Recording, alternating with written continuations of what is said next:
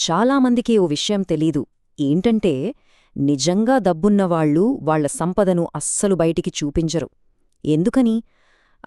దాని వెనకాల ఓ బలమైన కారణముంది. అదేంటో ఇప్పుడు చూసేద్దాం. సుమారు 500 సంవత్సరాల క్రితం మాకియవెల్లి ఓ రహస్యాన్ని బయటపెట్టాడు. అది ఎలాంటి రహస్యమంటే, ప్రపంచంలోనే అత్యంత శక్తివంతమైన వాళ్లు ఇప్పటికీ దాన్ని వాడుతున్నారు. ఆయన చెప్పిన మాట సింపుల్గా అనిపించినా దాని వెనుకున్న అర్థం మాత్రం చాలా లోతైంది. ఈ ప్రశ్నకు వచ్చే సమాధానం ఓ కీలకమైన నిజాన్ని మన ముందు పెడుతుంది. అదేంటంటే, సంపదను ప్రదర్శించడం అనేది బలం కాదు, అది మన బలహీనతను బయటపెట్టడం అన్నమాట. ఎప్పుడైతే సంపదను బయటకు చూపిస్తారో అప్పుడు తమ బలహీనతను కూడా ప్రపంచానికి చూపిస్తున్నట్టే. అసలు పాఠం ఇక్కడే మొదలవుతుంది. సరే, ఇప్పుడు మనం మొదటి 3 సూత్రాల గురించి చూద్దాం. ఇవి మన ఆలోచనా విధానాన్ని పూర్తిగా మార్చేస్తాయి. దీనికి ఒక పర్ఫెక్ట్ ఉదాహరణ చెప్పాలంటే, మనం పునరుజ్జీవన కాలంలో ఫ్లోరెన్స్కి వెళ్ళాలి. అక్కడ జియోవన్నీ డి మెడిసి అని ఒకాయన ఉండేవాడు. ఆయన తన అధికారాన్ని ఎప్పుడూ ఎవ్వరికీ చూపించలేదు. ఎప్పుడూ కనిపించకుండా ఉంటూనే ఆ కాలంలోనే అత్యంత ధనవంతుడిగా ఎదిగాడు. ఆలోచించండి, ఆయన పెద్ద పెద్ద రాజభవనాలు కట్టలేదు, కాని యూరప్ రాజులందరూ ఆయన దగ్గరే అప్పు తీసుకునేవాళ్లు. ఈ విషయం ఇప్పటి కాలానికి ఎలా వర్తిస్తుందో చూస్తే నిజంగా ఆశ్చర్యం వేస్తుంది. ఒకవైపు సోషల్ మీడియాలో ఆడంబరంగా పోస్టులు పెట్టేవాళ్లు, మరోవైపు వారెన్ బఫెట్, మార్క్ జుకర్బర్గ్ లాంటి వాళ్ల నిశ్శబ్ద వ్యూహాలు. రెండిటికీ మధ్య తేడా గమనించారా? సింహం గర్జిస్తుంది, అందరికీ కనిపిస్తుంది, కాని నక్క మాత్రం సైలెంట్గా వేటాడుతుంది. చెప్పండి, అడవిని నిజంగా పాలించేది ఎవరు? ఫ్రాన్సిస్కో అనే ఒక టెక్స్టైల్ వ్యాపారి ఉండేవాడు. ఆయన ఈ టెక్నిక్ని అద్భుతంగా వాడుకున్నాడు. ఎప్పుడూ పాతబట్లే వేసుకునేవాడు, ఒక చిన్న దుకాణం నడుపుకునేవాడు. కాని అదే సమయంలో సైలెంట్గా నగరం మొత్తం మీద తన సామ్రాజ్యాన్ని నిర్మించాడు. ఎవరడిగినా ఏముందిలే, వ్యాపారం చాలా నెమ్మదిగా ఉంది అనేవాడు. దీంతో ఏమైందంటే, పోటీదారులు అతన్ని అస్సలు పట్టించుకోలేదు. సప్లయర్స్ కూడా పాపం అనుకుని తక్కువ ధరలకే సరుకులిచ్చేవాళ్లు. చూడండి, ఈ మానవ స్వభావాన్ని అర్థం చేసుకోవడమే ఇక్కడ తెలివి.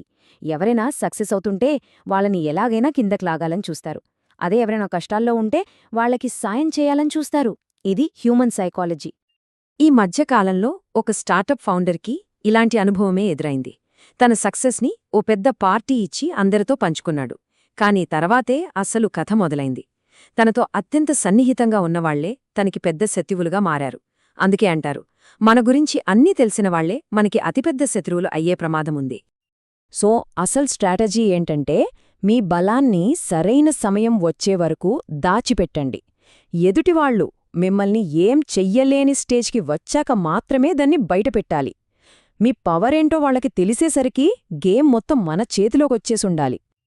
ఓకే, మన ఆలోచనా విధానం సెట్టయ్యాక ఇక సంపదను సృష్టించడానికి ప్రాక్టికల్గా ఏం చేయాలో చూద్దాం. ఇక్కడ పాయింట్ ఏంటంటే, రకరకాల మార్గాల్లో డబ్బు సంపాదించాలి. రియల్ ఎస్టేట్, ఆన్లైన్ బిజినెస్లు, ఇలా చాలా. కానీ ఎవరైనా అడిగితే మాత్రం అందులో అన్నిటికంటే చిన్నది, చాలా బోరింగ్గా అనిపించే దాని గురించే చెప్పాలి.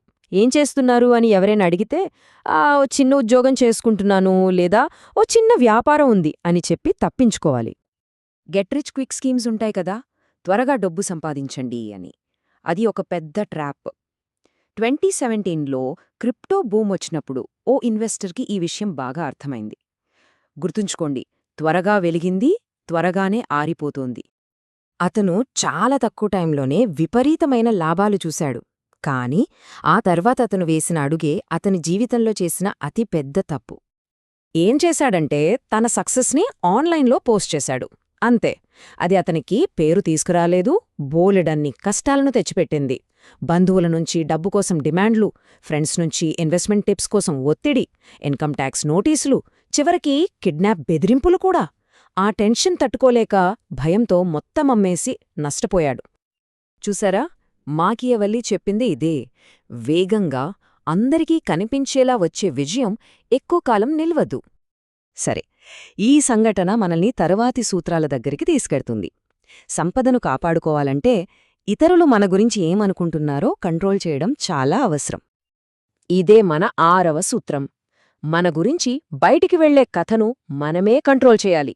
ఎందుకంటే జనం మనల్ని కష్టాల్లో ఉన్నవాళ్లలా చూస్తే మనం సేఫ్, అదే ధనవంతులుగా చూస్తే మనం డేంజర్లో ఉన్నట్టే. గుర్తుంచుకోండి, వాస్తవం కన్నా వాళ్ళు ఏమనుకుంటున్నారు అనేదే ముఖ్యం. సాధారణంగా ఒక మీటింగ్లో అత్యంత తెలివైన వాళ్లనే ముందు టార్గెట్ చేస్తారు. ఎందుకంటే వాళ్ల నాలెడ్జ్ని ఒక థ్రెట్లా చూస్తారు. అందుకే మన సక్సెస్ని ఎప్పుడూ లక్ మీద తోసేయాలి. అదొక పవర్ఫుల్ డిఫెన్స్. ప్రమోషనొచ్చిందా, అంతా నా అదృష్టం, బాస్ దయవల్ల వచ్చింది అని చెప్పేయాలి. సరే, ఫైనల్గా ఈ ఫిలాసఫీలోనే అత్యున్నత స్థాయికి వచ్చేద్దాం. అదేంటంటే అందరి కళ్ల ముందే ఉంటూనే కనిపించకుండా ఉండటం. చరిత్ర చూస్తే పెద్ద పెద్ద రాజభవనాలు కట్టిన కుటుంబాలు దివాళా తీశాయి. కాని ఎవరికీ కనిపించని వాణిజ్య మార్గాలను కంట్రోల్ చేసిన కుటుంబాలు మాత్రం శతాబ్దాలుగా శక్తివంతంగా ఉన్నాయి. ఇదే కనిపించకుండా సంపదను సృష్టించే సిస్టమ్స్ యొక్క పవర్. దీనికి బెస్ట్ ఎగ్జాంపుల్ ఐకియా ఫౌండర్ ఇంగ్వార్ క్యాంప్రడ్. ఆయన ఆస్తి $58 బిలియన్ పైనే. కాని ఈ విషయంలో ఆయన ఒక మాస్టర్. నిజంగా డబ్బున్నవాళ్లు చాలా సాధారణంగా యావరేజ్గా కనిపిస్తారు. వాళ్లలో ఏ ప్రత్యేకత ఉండదు. ఆయన ఎకానమీ క్లాస్లోనే ప్రయాణించేవాడు, 15 ఏళ్ల పాత వోల్వో కారు నడిపేవాడు, డిస్కౌంట్ కూపన్లు వాడేవాడు. జనం ఆయన్ని పిసినారి అనుకునేవాళ్లు. కాని అది కాదసలు విషయం, అది ఆయన స్ట్రాటజీ. అలా ఉండటం వల్లే ఆయన అనవసరమైన అటెన్షన్, అసూయ, ప్రమాదాల నుంచి తనను తాను కాపాడుకున్నాడు.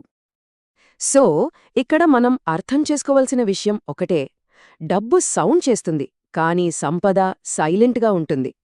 ధనవంతులు షో చేస్తారు, సంపన్నులు నిర్మిస్తారు. ఈ 9 సూత్రాలు కేవలం డబ్బుకే కాదు, మన కెరీర్, మన రిలేషన్షిప్స్, ఇలా లైఫ్లో ప్రతిదానికి అప్లై అవుతాయి. చూపించడం ఆపేసినప్పుడు అసలైన జీవితం మొదలవుతుంది.